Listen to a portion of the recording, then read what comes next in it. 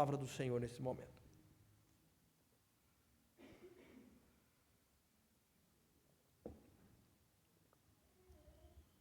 Abra sua Bíblia para o Evangelho de Marcos, capítulo de número 4.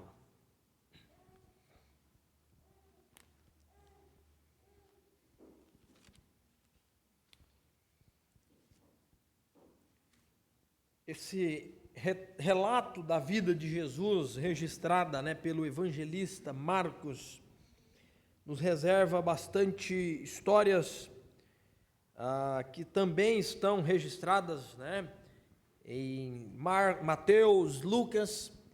Dentro do estudo teológico, esses evangelhos são chamados de sinóticos, que são evangelhos que apresentam, bastante do conteúdo exatamente como está no outro, ou em termos do acontecimento da história, Isso é bem interessante, é chamado de harmonia dos evangelhos. Então, esse relato aqui, registrado em Marcos, capítulo 4, a partir do verso de número 35, nós vamos notar que Jesus dá uma ordem aos discípulos para passarem do outro lado do mar, e no meio do caminho eles têm uma dificuldade, uma tempestade se levanta de forma rápida, repentina, e nós vamos examinar esta história, olhando e analisando a questão de como devemos lidar com as tempestades da vida, tá? Nos diz o seguinte, o texto bíblico, olha só. Ao anoitecer, Jesus disse a seus discípulos: vamos atravessar para o outro lado do mar. Com ele a bordo, partiram e deixaram a multidão para trás, embora outros barcos o seguissem. Logo, uma forte tempestade se levantou. As ondas arrebentavam sobre o barco, que começou a encher-se de água. Jesus dormia na parte de trás do barco, com a cabeça numa almofada. Os discípulos o acordaram clamando: Mestre, vamos morrer! O Senhor não se importa. Jesus despertou, repreendeu o vento e disse ao mar: silêncio, aquiete-se. De repente, o vento parou e houve grande calmaria. Então os discípulos Então Jesus lhes perguntou: por que estão com medo? Ainda não têm fé? Apavorados, os discípulos diziam uns para os outros: quem é este homem? Até o vento e o mar lhe obedecem. Vamos orar? Pai, nós te louvamos por mais uma oportunidade de abrir tua palavra, de ler e poder explicá-la. Que o teu Espírito Santo venha trazer sobre nossa mente entendimento, clareza, compreensão, e que não apenas compreendendo conforme é lido e explicado pela pergunta do catecismo, possamos guardar em nossos corações e praticar.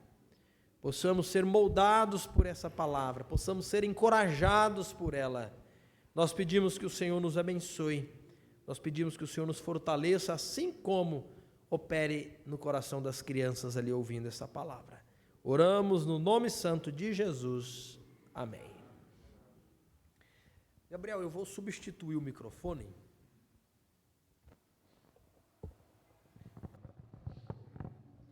A minha garganta... A minha garganta está incomodada aqui já desde ontem. Esse daqui eu consigo controlar melhor, a proximidade aqui e forçar menos. Irmãos, conforme já lido o nosso texto, nós encontramos Jesus com os discípulos que estão indo de um lugar para o outro, envolve a travessia do mar, e neste lugar Jesus, né, do lado de um lado desse lago, desse mar da Galileia, ele diz: vamos cruzar, vamos para o outro lado. É interessante o texto destacar que isso já era noite, tá? E eles partem exatamente conforme a ordem de Jesus, conforme a situação, tá? Descrita pelo texto. E o que nós vemos aqui é que surgem dificuldades, né? Surge uma grande dificuldade, uma tempestade toma conta daquele cenário, daquela situação, e isso de forma repentina.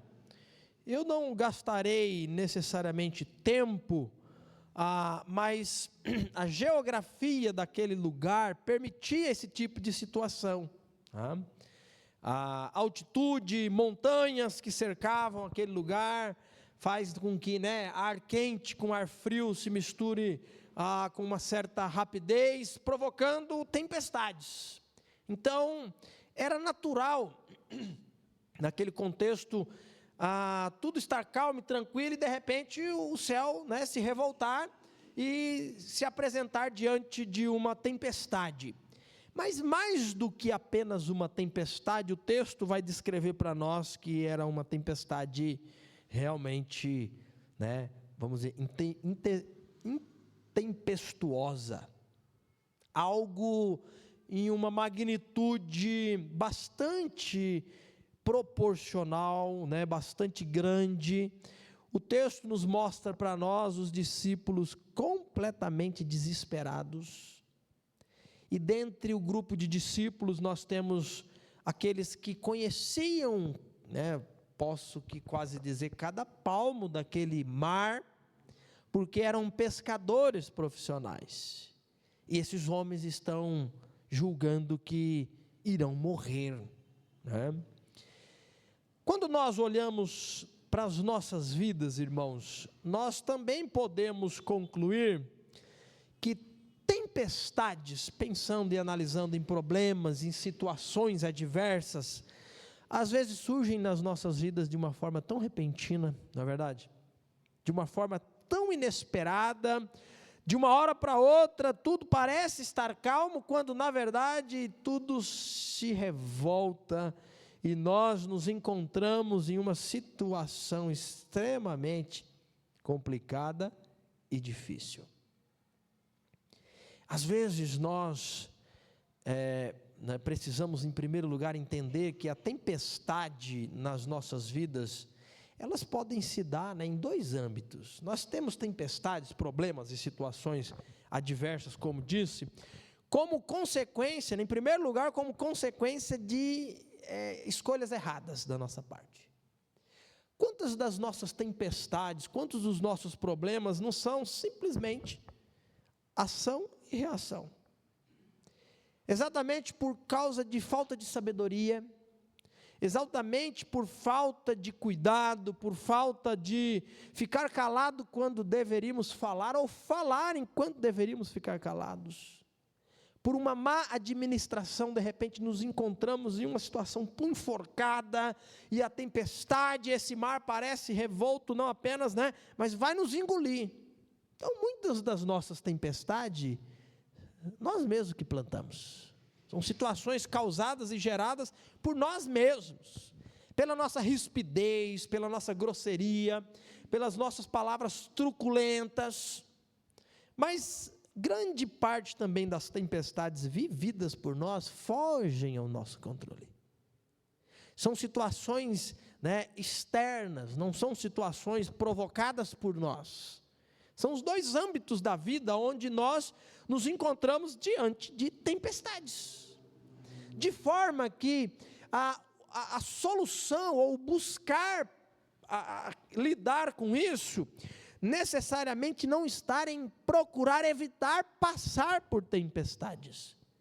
Quanto às que nós causamos, sim, certamente, precisamos ter sabedoria, amor, cuidado, cautela, firmeza, né?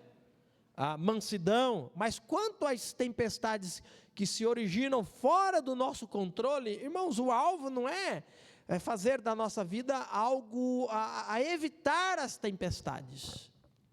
Mas o alvo, certamente, está em atravessarmos as tempestades de forma correta. Nós precisamos aprender a lidar com as tempestades da vida, as situações das nossas vidas. Tá? Então, precisamos agir de forma correta quando a situação se apresentar como difícil, como uma tempestade. O texto lido vai apresentar isso para nós. Um problema, uma situação adversa, em que parece que os discípulos eles não estão sabendo lidar com a situação, ou estão lidando de forma, como talvez eu e você lidaria. O que nós podemos aprender desse texto sobre como lidar com as situações difíceis e adversas da vida? Então, o que nós podemos, em primeiro lugar, destacar e aprender desse texto é que as tempestades, elas podem chegar a qualquer momento. Basta tudo estar bem para começar a ficar ruim. Basta tudo estar ruim para piorar, meu amigo. E nada precisa acontecer para as coisas ganharem outras direções, mudanças diferentes.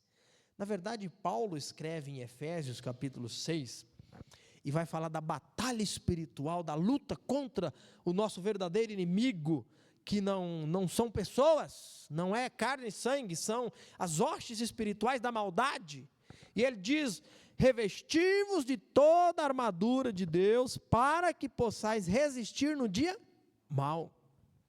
Gabriel, dá uma conferida, ver se está falhando esse microfone aqui, principalmente na transmissão, porque de repente, ô Clinton, você dá uma conferida, porque às vezes para nós está 100% e está falhando que só, eu senti que, percebi, não senti nada, percebi que parece que sozinho ficou baixo. O apóstolo Paulo vai falar sobre a importância de estarmos preparados para o dia mau. Não é chegando o dia mau, então correremos atrás da armadura de Deus. Se você esperar o dia mau chegar, o inimigo já te alvejou, você já sucumbiu. Ninguém espera, De repente o inimigo vai nos assaltar e diz: então tá bom, vou te dar tanto tempo para você se preparar. Pelo contrário, é de forma bem estratégica, repentina, algo calculado. Então por isso que Paulo diz: revesti-vos no poder do Senhor e de toda a armadura de Deus, para resistir quando o dia mau chegar. Então, irmãos, as tempestades da vida, elas chegam de forma repentina. Lembra de um homem? Nós podemos destacar a história de um homem na Bíblia, que tudo estava muito bem, obrigado. Mas de repente, esse homem se viu numa situação.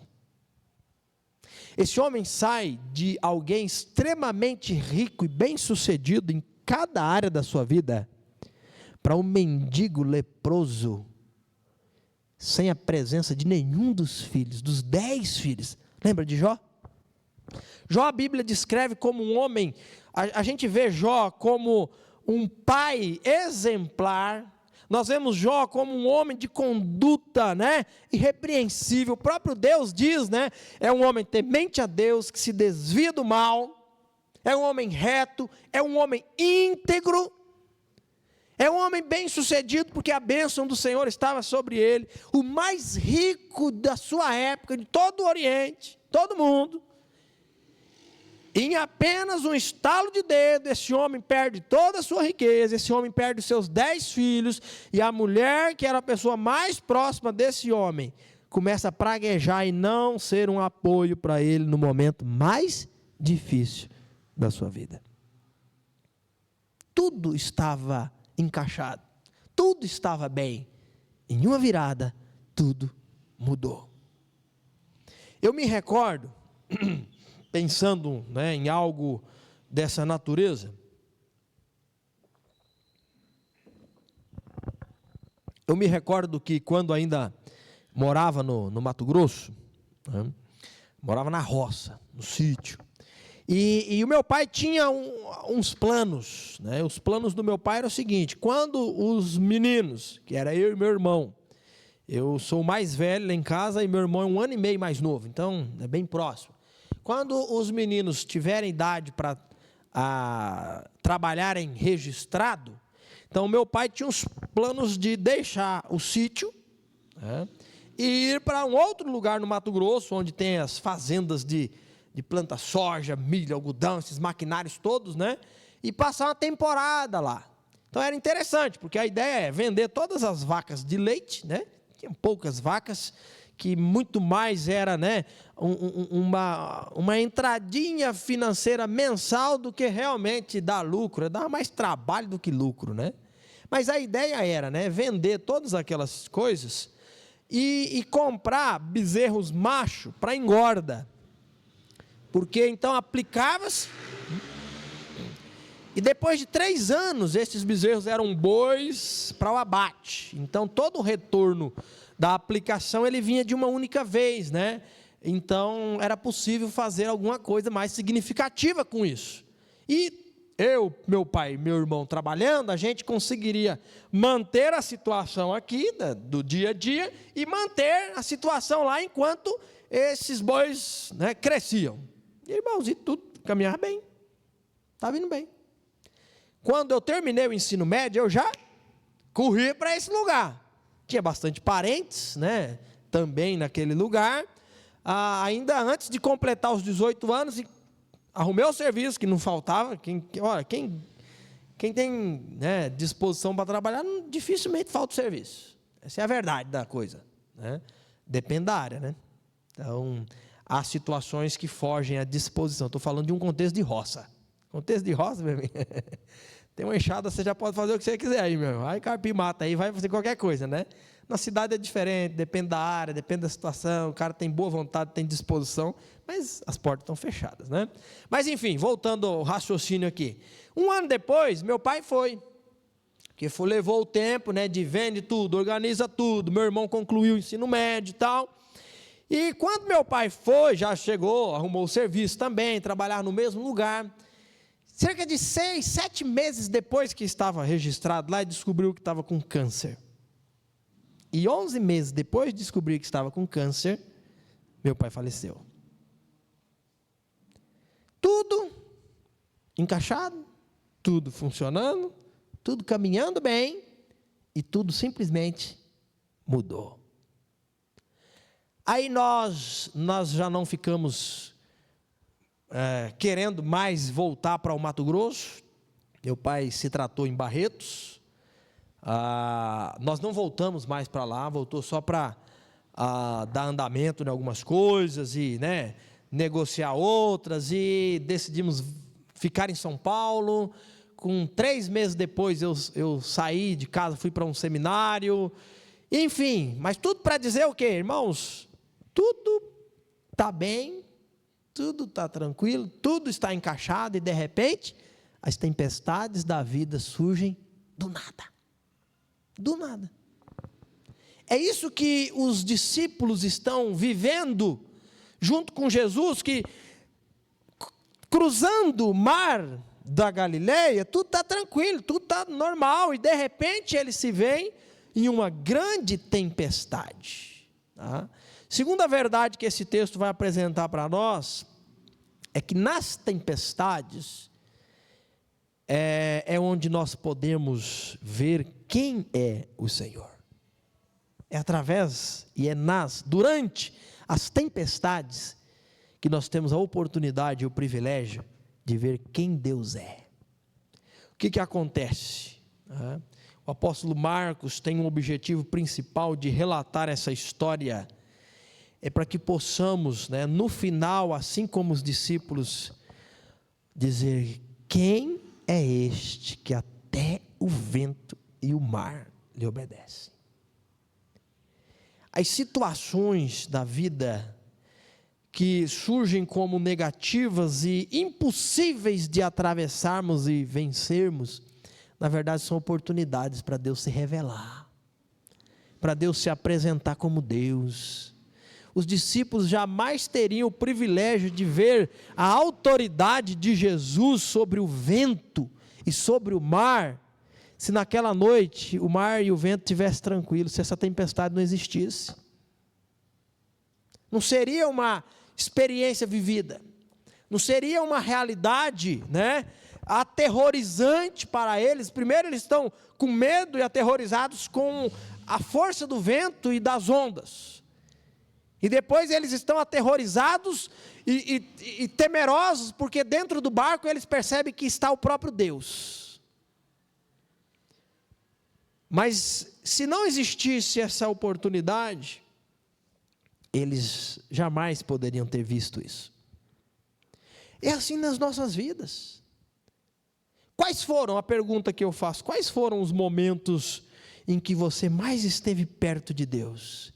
Em que você teve mais, em contato com Deus, em maior dependência do Senhor, em maior proximidade com Deus?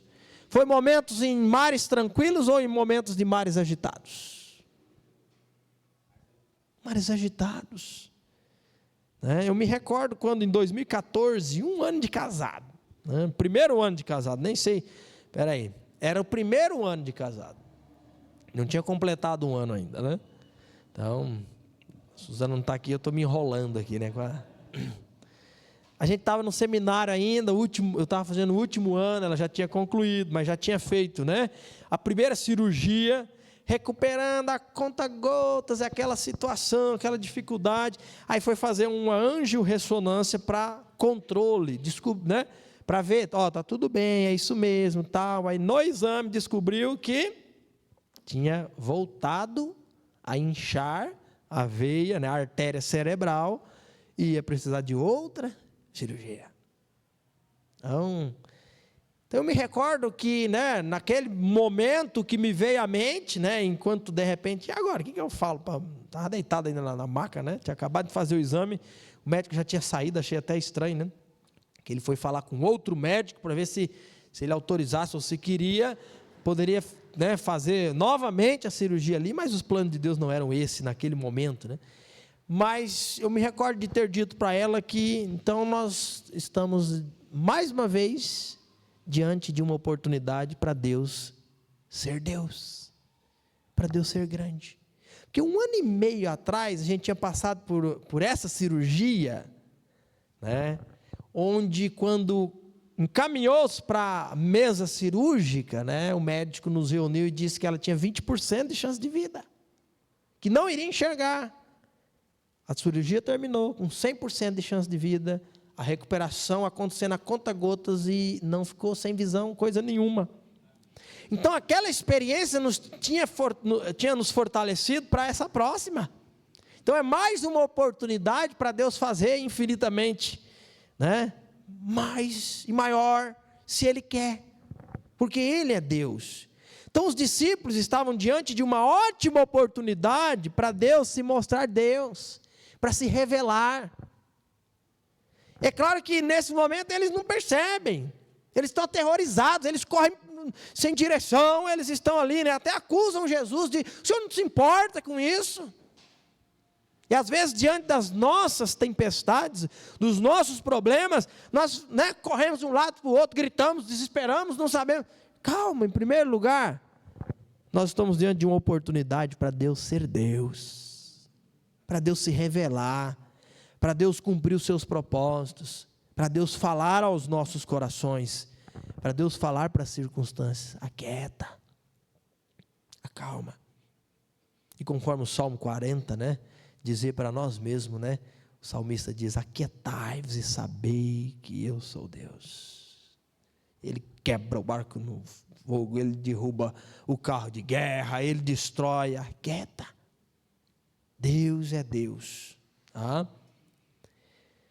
Esses homens, eles estão com grande medo, e assim, irmãos, é interessante nós observarmos, para nós fica um pouco longe essa realidade, falar de uma situação desesperadora no mar, tal, talvez você nunca nem foi em alto mar, você nem enfrentou, só as ondas calmas de alto mar, imagine de um mar agitado.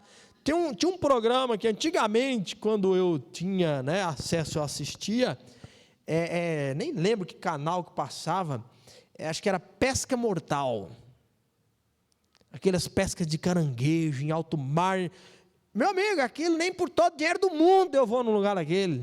Por nada no mundo, aquilo é loucura. O barco sobe assim, de repente, a onda que está se subindo de lá para cá, e o barco está descendo, fala, já era. E muita água entra, mas o barco é preparado para ao mesmo tempo que entrar, sair. Mas assim, é algo assim, né, aterrorizante. Agora, uma coisa é alguém como eu, como você, que sequer temos qualquer experiência de uma tempestade em alto mar. Talvez só um ventinho a gente já vai ficar com medo. Mas é um medo desnecessário. O que nós temos aqui são homens, não todos, mas alguns homens profissionais da pesca, que tinham, né, a sua vida ganha com pesca naquele mar, e que já haviam vivenciado tempestades das mais variadas.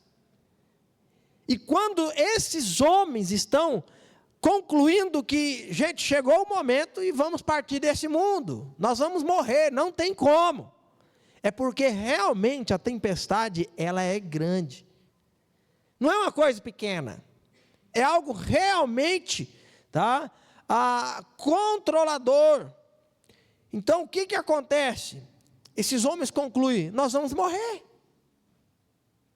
Então, tendo isso em mente, eles correm para Jesus.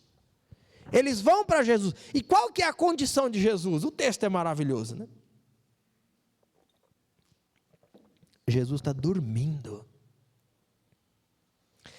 O evangelista não registra esses detalhes à toa. Não é simplesmente cenas de uma história. É de fato o que aconteceu, mas o registro dela diz muito para nós. Irmãos, é interessante nós observarmos que aquilo que nos causa medo de morte nem atrapalha o sono de Jesus. Não é? Eu fico pensando, que sono é esse também, né? Que consegue dormir diante de uma situação dessa. Sabe o que é isso? Jesus sabe quem Ele é. Jesus sabe. Jesus é Deus, é o Deus encarnado. Jesus é aquele que disse lá em Gênesis que haja águas, que exista a porção seca no meio das águas, que haja água em cima no firmamento. Ele sabe o que está acontecendo. Ele sabe quem Ele é. Ele tem o controle absoluto de todas as coisas. Então, para lidarmos corretamente com as tempestades da vida, nós precisamos saber quem Jesus é. E considerar a verdade de que Ele é soberano e de que Ele tem autoridade sobre todas as coisas. Eu não quero, né? Isso é injeção de ânimo, irmãos. Né? Quase que vontade de dizer, né, que para enfrentar as lutas da vida você tem que olhar que você realmente é. Você é um vencedor, você chegou até aqui. Desde o início da vida, né, você vem sendo vitorioso, você vai vencer. Mas não é isso que o texto diz para nós. Não é essa a verdade. Para enfrentar as lutas da vida, eu preciso saber quem Ele é. E saber que Ele tem poder sobre aquilo que eu não tenho. Que aquilo que me causa medo, pavor, ânsias da morte, sequer preocupa o dono do universo. Ele pode mudar. Quando nós vemos milagres de Jesus aqui registrado no livro de Marcos, nós podemos observar, tá, o evangelista chamando a atenção para nós e para os leitores: olhem para Jesus. Jesus é aquele que, né, em capítulo 5, de 1 a 20, ele exerce poder sobre os demônios. Ele exerce, 5, 21 a 43, autoridade sobre a morte ao ressuscitar a filha de Jairo. Ele é aquele que traz à existência o que existe a partir do nada. Com isso, o evangelista chama a nossa atenção para o fato de que diante das tempestades da vida, nós precisamos olhar para Jesus. Nós precisamos saber quem Ele é. Nós precisamos, juntamente em sabendo quem Ele é, considerar o poder que Ele tem sobre a situação. Deus pode mudar o contexto que você está vivendo agora? Pode. Deus pode trazer a cura que você precisa ou que alguém da sua família precisa? Pode trazer instantaneamente? Pode. Se Ele não fez, é porque Ele não quis. Então eu preciso lidar com isso. Eu preciso entender a situação a partir dessa verdade. Se Ele quiser, Ele faz. Ele pode, porque Ele é Deus. Tá? Então, e isso não é natural. Porque o que é natural para nós diante dos problemas? É olhar ou para as circunstâncias e nos desesperarmos, vamos morrer, ou é olhar para nós mesmos, né, e achar que nós vamos vencer na força do braço. Achar que nós vamos dar um jeito. E ouvir, né? Não, tu já passou por tanta coisa na vida, não é a primeira vez não. Vai dar certo. Não, você é inteligente, você é isso. Não, você não é nada. Mas Ele é tudo. Tá? Nós precisamos olhar para Jesus diante das tempestades da vida. Então, recapitulando e concluindo, né, caminhando para a conclusão. As tempestades nas nossas vidas, elas podem surgir repentinamente.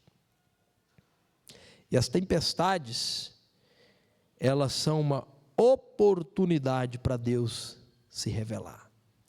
E em terceiro e último lugar, nós precisamos unir o fato, a verdade, de que Jesus, que é soberano sobre todas as coisas, nós precisamos unir essa verdade. Jesus é soberano sobre todas as coisas, com a verdade de que o seu amor por nós não muda.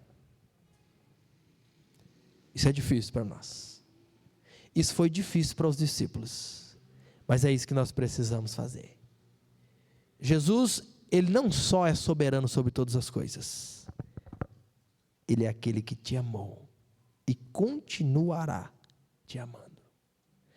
O texto vai apresentar para nós uns discípulos com medo, aterrorizados, mas uns discípulos que vão para Jesus, correm até Jesus e confrontam Jesus e dá uma cutucada. Não é possível um negócio desse. Nós estamos aqui morrendo e isso não te importa. E isso não é importante para o Senhor. Gente, parece, né, desapercebido, mas é uma realidade forte, né? Eles perguntam, né, Senhor, mestre, eles dizem, mestre, vamos morrer. O Senhor não se importa. Nesse momento eles correm para Jesus e contemplam Jesus como quem? Como mestre. Mas eles precisam entender, e nós precisamos entender, que esse mestre nos ama e não deixará de nos amar. A nossa maior tentação diante das tempestades da vida não é duvidar de que Deus é Deus e de que Ele pode mudar as coisas, de que Ele é soberano. A nossa maior tentação diante das tempestades da vida é continuar crendo que Ele se importa. É continuar confiando de que o amor do Senhor continua permanente por nós. Essa é a nossa maior dificuldade. Quando passamos por tempestades, temos a tendência de achar que Ele não nos ama. Por quê? Porque estamos sucumbindo. Está tudo dando errado. Dá certo para todo mundo, não dá certo para mim. Acabei de passar por um problema, já vem esse outro. Deus está comigo mesmo ou não? Deus realmente, né, me ama de fato, continuamente. Não é essa nosso gatilho de dificuldade? É nesse campo. Essa é uma mentira da teologia da prosperidade. Mentira mesmo, escancarada. Tá? De que, de forma invisível, né, muitas vezes, isso também está dentro de nós. A teologia da prosperidade vai pregar o quê?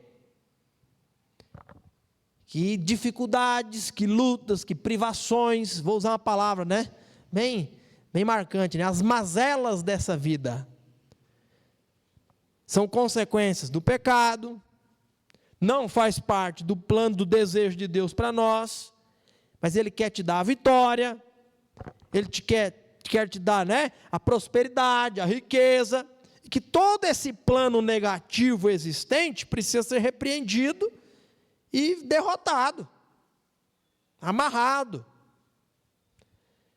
Então, é vendido uma ideia de que onde está a presença de Jesus, não vai existir essas dificuldades, não vai existir esses problemas, e que precisa de alguma forma ser repreendido e vencido, de forma correta e tal e tal.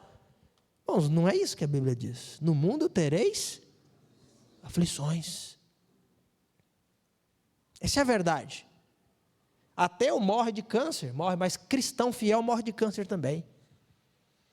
Bala perdida acerta o bandido que trocou tiro com a polícia, mas acerta um pai de família também.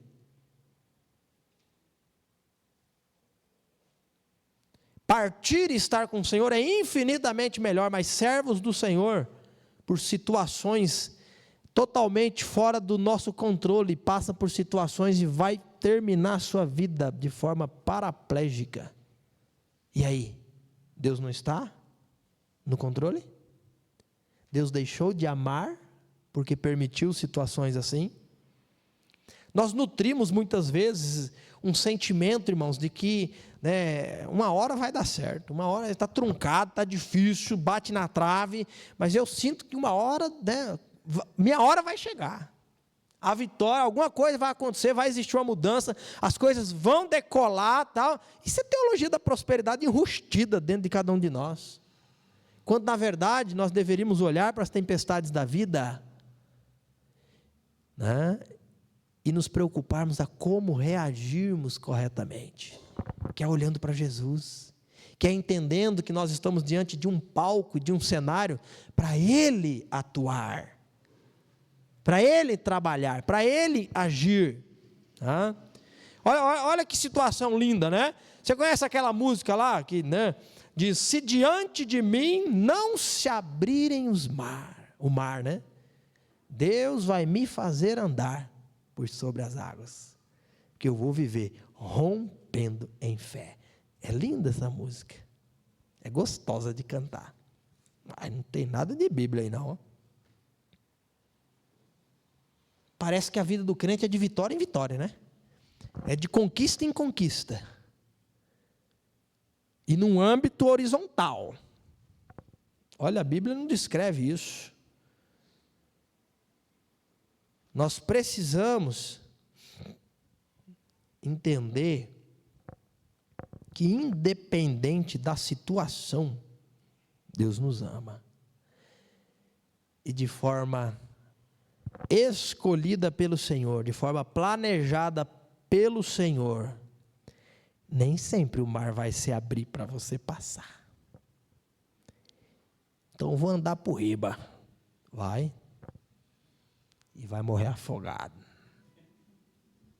Nem sempre a cura vem, irmãos.